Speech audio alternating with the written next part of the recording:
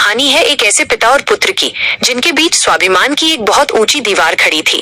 गांव के सबसे रसूखदार, कड़क और सिद्धांतों के पक्के इंसान ठाकुर रघुवीर सिंह के घर में अनुशासन ही सबसे बड़ा कानून था। उनके दो बड़े बेटे पढ़ लिख कर शहर में बड़े अफसर बन चुके थे, जिससे ठाकुर साहब का सीना गर्व से चौड़ा रहता था। लेकिन उनका सबसे छोटा बेटा अजय पढ़ाई लिखाई में बहुत कमजोर था। उसका मन किताबों से ज्यादा खेतों की मिट्टी, गांव के लोगों की मदद करने और अपनी सादगी में रमता था। ठाकुर रघुवीर सिंह को अजय का ये सीधापन और सादगी बिल्कुल पसंद नहीं थी। वो हर उठते बैठते महफिल में अजय को निकम्मा, नाकारा और अपने नाम पर कलंक कहकर बुलाते थे। घर की बड़ी गाड़ियों की चाबी हो या जमीन जायदाद का कोई बड़ा फैसला, अजय को हमेशा दूर रखा जाता था। यहाँ तक कि नौकरों के सामने भी ठाकुर साहब उसे झिड़क देते थे। अजय अंदर ही अंदर इस बर्ताव से टूटता था। उसकी आंखों में आंसू आ जाते थे, लेकिन उसने कभी अपने पिता के सामने जुबान नहीं खोली।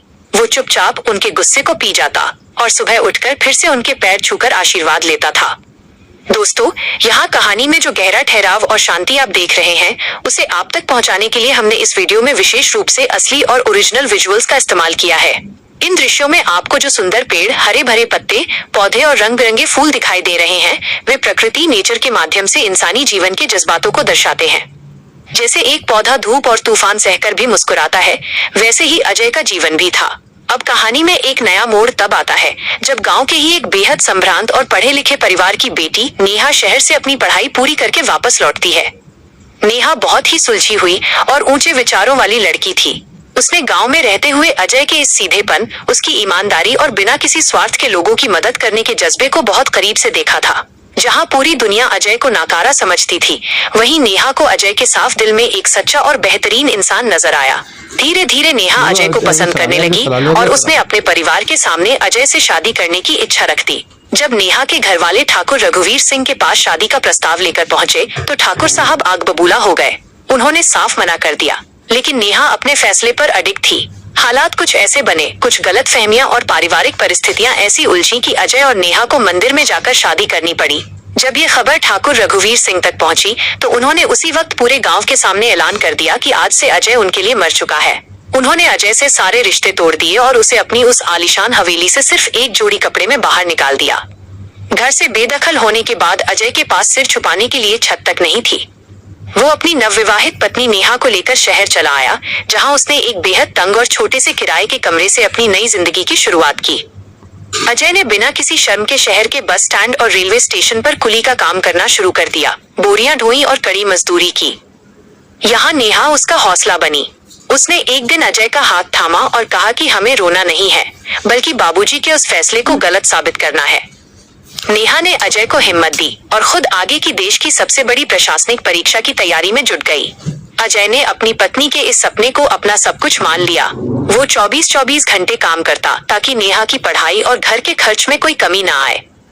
अजय की इसी ईमानदारी और मेहनत को देखकर शहर के एक भले व्यापारी ने उसे अपनी एक पुरानी गाड़ी किश्तों पर दे दी।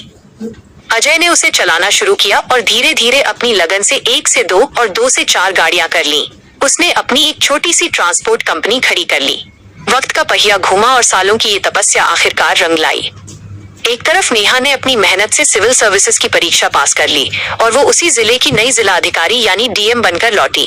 दूसरी तरफ अजय का वो छोटा सा ट्रांसपोर्ट का काम अब राज्य के सबसे बड़े बिजनेस साम्राज्य में बदल चुका था। इतनी बड़ी कामयाबी और दौलत मिलने के बाद भी अजय के मन में अपने पिता के लिए आदर और प्रेम रत्ती भर भी कम नहीं हुआ था। उसने अपने पिता के नाम पर गांव में एक बहुत बड़ा, आधुनिक और मुफ्त अस्पताल बनवाया ताकि गरीब लोगों का इलाज हो सके, लेकिन उसने उस अस्पताल के बोर्ड पर अपना नाम कहीं नहीं आने दिया। इसी दौरान अजय और नेहा के घर एक नन्हा मेहमान आया। उनका एक प्यारा सा बेटा हुआ जो बिल्कुल अजय की तरह ही सीधा और हंसमुख था। उधर गांव में वक्त के साथ ठाकुर रघुवीर सिंह बूढ़े हो चुके थे। उनके जिन बड़े बेटों पर उन्हें नाज था, उन्होंने अपने बूढ़े पिता की सुध लेना ही छोड़ दिया। हवेली में अब सिर्फ अकेलापन था। एक दिन ठाकुर साहब अपने किसी काम से शहर आए थे और काम खत्म होने के बाद एक पार्क में अकेले उदास बैठे अपनी किस्मत पर विचार कर रहे थे। तभी दौड़ता हुआ एक छोटा बच्चा आया और उनके घुटने से टकरा गया। ठाकुर साहब ने उसे संभाला। वो बच्चा कोई और नहीं बल्कि उन्हीं का पोता था। दोनों में एक अजीब सा अनाम रिश्ता बन गया। वो बच्चा रोज अपने टिफिन से आधी रोटी निकालकर अपने दादू को खिलाता और बड़ी मासूमियत से अपने पापा की बातें करता। वो कहता कि मेरे पापा दुनिया के सबसे अच्छे पापा हैं और मुझे हमेशा कहते हैं कि अपने बड़ों का आदर करना चाहिए। ठाकुर साहब उस बच्चे की बातें सुनकर अंदर ही अंदर पिघलने लगे थे।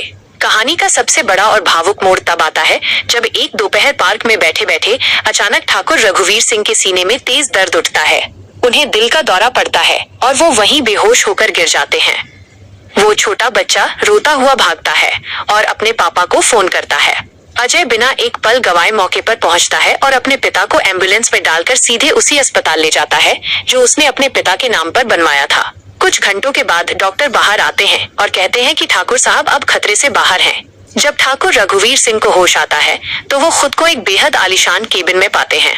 वो उठकर बाहर जाने लगते हैं तो उनकी नजर दीवार पर लगे एक बड़े से संगमरमर के पत्थर पर पड़ती है जिस पर लिखा था ठाकुर रघुवीर सिंह चैरिटेबल हॉस्पिटल। नीचे छोटे अक्षरों में लिखा था, सौजन्य से आपका बेटा अजय। ये देखते ही ठाकुर साहब के पैरों के नीचे से जमीन खिसक जाती है।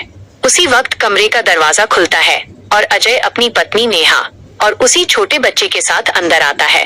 अजय को देखते ही ठाकुर साहब की आंखों से आंसुओं का सैलाब बह निकलता है। उनका वो सालों पुराना घमंड सब उस आंसू में बह जाता है। अजय दौड़कर अपने पिता के पैरों में गिर जाता है।